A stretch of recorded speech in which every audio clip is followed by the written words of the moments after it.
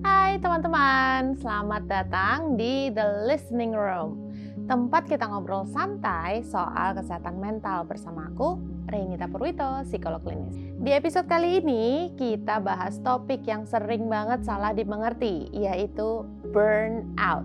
Pernah nggak sih dengar teman kamu atau orang lain gitu ya bilang, burnout itu mah alasan aja buat nggak kerja, atau emang dia lagi males aja itu mah. Padahal burnout itu beda banget sama rasa malas. Yuk kita bahas kenapa ini serius dan gimana cara bedainnya. Dan tentu saja tips buat kamu yang lagi ngalamin burnout biar bisa bantu kamu cepat pulih kembali.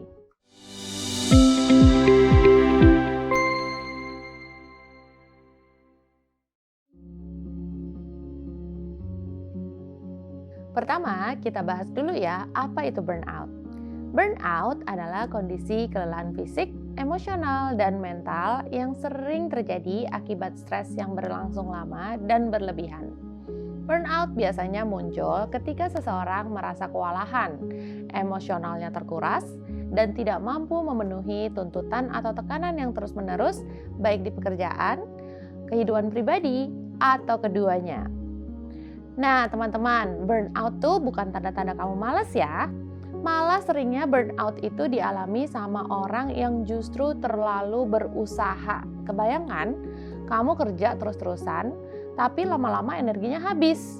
Nah, kalau malas itu lebih ke nggak punya motivasi buat mulai sama sekali. Jadi jelas ya, burnout sama malas itu beda banget. Terus gimana sih cara tahu kalau kamu ini burnout atau enggak? Nah, ini ada beberapa tanda-tandanya. Yang pertama, kamu ngerasa capek banget, kayak nggak ada energi sama sekali. Meskipun kamu udah tidur ya. Nah, mungkin kamu juga mulai kehilangan motivasi buat hal-hal yang dulunya kamu suka. Atau kamu mulai kehilangan motivasi buat hal-hal yang dulunya kamu suka dan nikmati. Bisa juga kamu ngerasa antipati sama kerjaan atau tugas yang biasa kamu lakuin. Bahkan, kamu bisa jadi lebih gampang sakit fisik kayak sering flu atau sakit kepala. Kalau beberapa hal ini relate banget sama kondisi kamu, bisa jadi kamu lagi burnout. Nah, teman-teman, please jangan anggap enteng. Jadi gini, kenapa burnout sering banget dianggap malas? Karena dari luarnya memang kelihatan banget mirip kemalasan. Contohnya, kamu nggak produktif atau kamu nggak semangat gitu ya. Tetapi sebenarnya ada bedanya. Bedanya kalau malas, kamu tuh nggak punya dorongan sama sekali buat memulai sesuatu. Tetapi kalau burnout, dorongan itu udah ada nih. Tapi kamu nggak punya energi buat bergerak.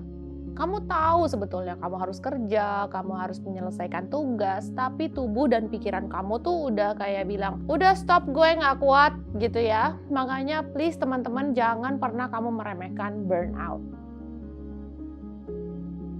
Sekarang yang paling penting gimana caranya kamu pulih dari burnout. Nih aku kasih beberapa tips yang bisa langsung kamu coba. Yang pertama, istirahat total.